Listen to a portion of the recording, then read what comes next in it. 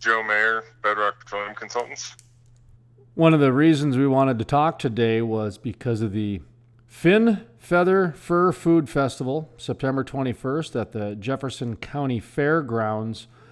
You were promoting this on your social media, and it caught my eye. And the part that really caught my eye is that this is one of those events where you want people to come outside of the energy industry. You want people to invite people that are outside of the industry to come and experience an event. So talk to me a little bit about this event and what goes into it. So this event is, I am the committee chair for, and what it is it's a family-friendly event that we can invite everybody within the industry. But we really, with all of the bad press and all of the media basically latching on to anything negative that has to do with oil and gas, we really wanted to show more of a personal side to the industry. And if anybody comes that is maybe on the fence or really against oil and gas, see that it is a family and it is something that, it's people working and going to make a living. Nobody's trying to pollute the groundwater. Nobody's trying to do these things that we're always accused of. And oil and gas, the industry in Denver, and some of the events that we hold in the past and here now recently is really aimed towards oil and gas people getting with oil and gas people, and it's usually adult style events. So this is one that we really like to let everybody know that, we are going to have pony rides, we're going to have balloon animals, space painting, where it is really a family-friendly event. A lot of great food being cooked by, like I said, operators and service companies alike. So you kind of get to see the full spectrum of the oil and gas industry here in Denver. And all of the proceeds are going towards either a Precious Child charity and at the end of the event, obviously there is a ton of amazing food that's prepared that is left over. All of that food is brought by our security administrator to the VA hospital to brighten the day of some of our vets that might be hurting or not able to leave, and get some really, restaurant quality barbecue and fish dishes and some really good things. So we encourage people to invite their neighbors, invite their friends, and really have anybody out there that wants to really see the industry as people and not just what you see in the news every day. Are you getting good success from people signing up and expressing interest, whether it be sponsors, that sort of thing? If you feel free to mention any of them or put a plug out there if you're still looking for them. Yeah, we're always looking for new teams. Coming out of the downturn, we definitely had a lull in a lot of service companies and operators alike sponsoring events. Just the money wasn't there. So this year, we've been growing every year. We had 14 cook teams last year, which, as you're walking around, is a lot of food. But we're definitely looking to grow that. We've got Burdett, we've got Encana, we've got Centennial. A lot of these companies that are actually going to be cooking at the event, along with Redneck Pipe and Bedrock and Enzyme, and a lot of these companies that service the bigger operators and the smaller operators coming out and cooking as well. So you really get the full spectrum of the entire side of the industry. So last year we had about 300 people through the door, and that was everybody from participants to cook teams to people just coming out to the event. And we charge a door fee for people to come in, but it's 16 and under are free, and that really tries to encourage them to just bring the whole family out, because there's not a lot of events where your wife and your 3-year-old can come out and actually enjoy the event, get their face painted, ride a pony, just something where the parents can enjoy it, the kids can enjoy it, and it's a family experience as well as being something supportive of our industry and supportive of some great charities. Do you have any idea what kind of food's going to be made? Oh gosh, as of last year, so the name, as the name implies, it's a competition where you either cook a fin, a fish, a feather, or a fur. So you kind of have, and there's awards for each, and then there's an overall award. So we had everything from ribs to fish tacos to jambalaya to grilled chicken to briskets to pork bellies. It is just a full spectrum of all different food, and a lot of these companies, like Redneck Pipe, will bring guys out of Texas that they bring their 30-foot smoker out and make some of the best ribs I've ever had. And then you've got other companies that are based in Louisiana that will come out with gumbo and boudin and some of these regional foods that you really don't get up here in Denver. So it's really, I can't even explain all the different things, because every year people get so creative trying to win these awards that the food is just a full spectrum and off the charts. I'm fortunate enough to be involved with the Bakken Barbecue. We do a fundraiser for Make-A-Wish. I've been the MC for 5 years now. And I always talk about the barbecue bravado. That's the competition, the bravado that gets infused into these competitions and that sort of thing. Do you guys have a trophy? Is it just bragging rights? Talk to me about what type of bravado is involved here. So there is a best fin, a best feather, a best fur, a best drink, because each team does also do kind of a signature drink with their meal. Some alcoholic, some non. And then there's a best overall, and then there's a best theme. And each one of these trophies, the best overall is a traveling trophy. So you get to see kind of who's won over the last 9 years, 10 years. And you get that trophy in your office for a year, and then it goes away where you're wanting to get it back. And there is that bravado, that competition that comes with it. So there's a lot that goes into. We have some amazing trophies. It's something that you really would want to display in your office, and people come in and can see. And it is kind of a, show off your in something other than just your job. It's something that's like you're talking about with the barbecue bravado. It's something different, and it's a lot of fun. And there's some great trophies, and the theme is really cool because, like, for instance, one year Anadarko came out with this full tropical theme, and you had drilling managers running around in monkey suits. And then you had 4 Point that came out last year with a full Game of Thrones theme, everybody dressed up as all the characters, and it's just a lot of fun in that regard. And there's an award this year is actually new for the best theme as well. Joe Maher with us, Bedrock Petroleum Consultants, as well as the Fin Feather Fur Food Festival, September 21st at the Jefferson County Fairgrounds. Where is the Jefferson County Fairgrounds? Right near Golden. Oh, no kidding. Well, people could make a day of it. So 21st, what day of the week is that?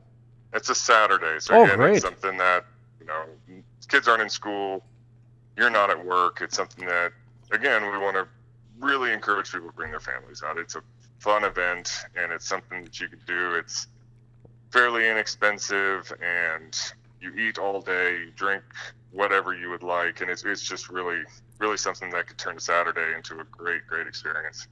Any final thoughts? Kind of recap a little bit what you can expect, and just kind of some of the bullet points of the event.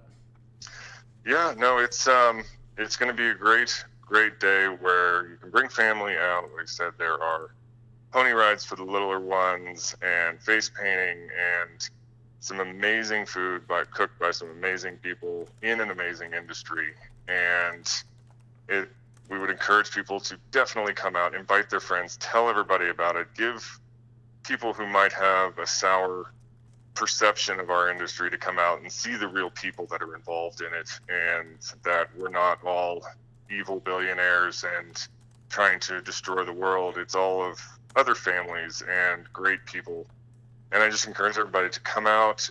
Cook teams are definitely welcome. It's a great space to show your brand, or for operators to get out into the community and really offset some of that negative energy, the negative information and misinformation that's being put out there by media outlets or a lot of groups that go knocking door to door that just is misinformation.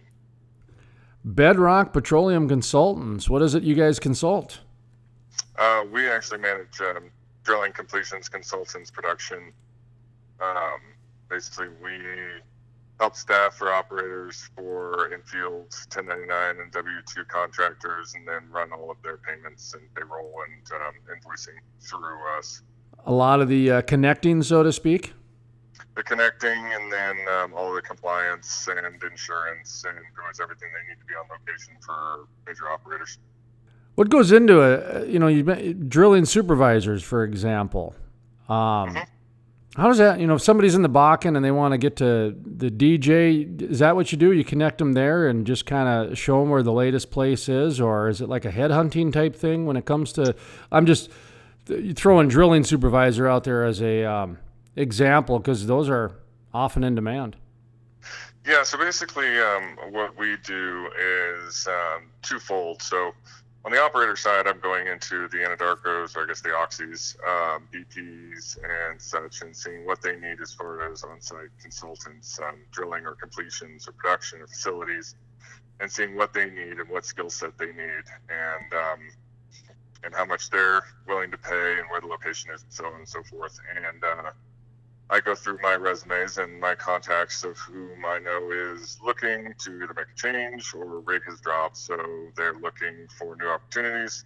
And I present 2 or 3 options over to the operator, and then they choose one of them, interview, and if they decide to bring them on, then we run all the background for them as far as payroll or invoicing. And then that's one side of it, and the other side of it is I'm meeting consultants in the field, talking to guys over the phone, meeting in person to see as they call me and ask for either new opportunities, new locations, or that their rig was laid down and they need more opportunities, where I gather all of my resumes so that once I find an opportunity, I can propose them to an operator. How about the compliance side of things? How detailed or in-depth do you get with the compliance side? So what we do is it's all operator dependent. Some operators do background checks, others do pre-employment drug screenings, others do random drug screenings. And basically we take that off of the consultant and we run all of that through our system, and we keep track of any randoms, or we get all of the initial drug testing and background checks done. We also verify well control certifications, safety certifications, anything that they need or required to have on location. We make sure that they have all of that, so both the operator and the consultants aren't really worrying about that. They can just do their jobs. That seems like it'd free up quite a bit of time and energy, that sort of thing. Have you seen any trends when it comes to compliance? Anything in terms of a rise on certain areas? Last time I did a story on this, it was kind of when they started, you mentioned drug testing. That's what made me think of it. They were using hair follicles, and that was relatively new.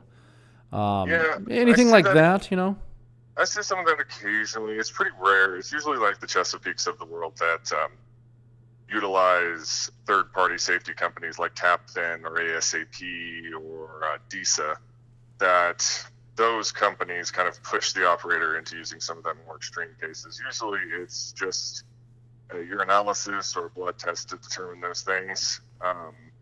Really, it hasn't had much movement one way or the other. There's always been, background checks, looking for any felonies, looking for any gun charges, stuff like that. And then drug testing, they're usually going back 30 days to 90 days. It's nothing too extreme.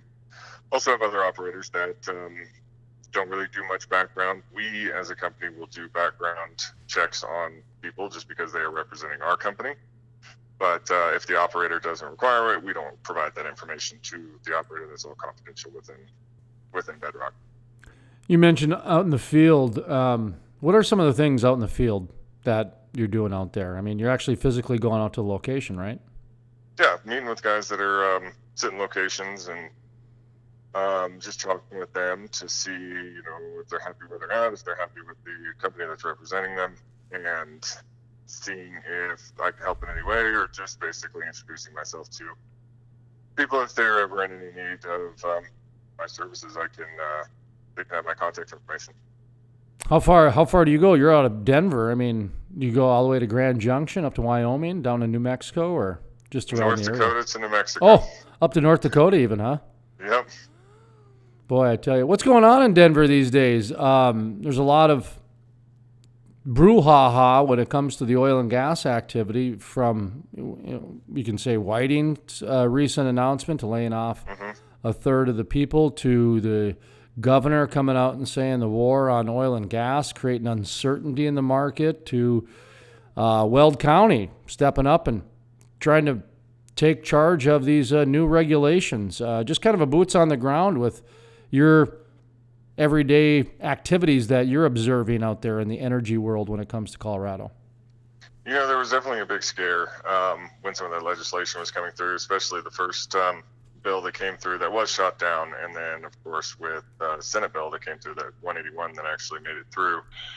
There was definitely some apprehension, especially with operators that only operate in Colorado, the Verdads of the world, and trying to obviously mitigate risk of, if this legislation passes. Luckily, the one that passed, obviously, as you know, was a little bit more open-ended, let the counties decide. So, of course, the normals of Adams and Boulder and more of the less conservative counties have started shutting things down, but it gave Weld County an opportunity to open the floodgates. So we're seeing some of the apprehension in the DJ starting to wane a little bit just because of that. Starting to see maybe a little more activity. The market as a whole is definitely in a bit of a downtrend with geopolitical unrest as well as oil prices, of course. And so it's been a little stagnant here recently, but definitely some of the political side of things are starting to relax a little bit with Weld County fighting back.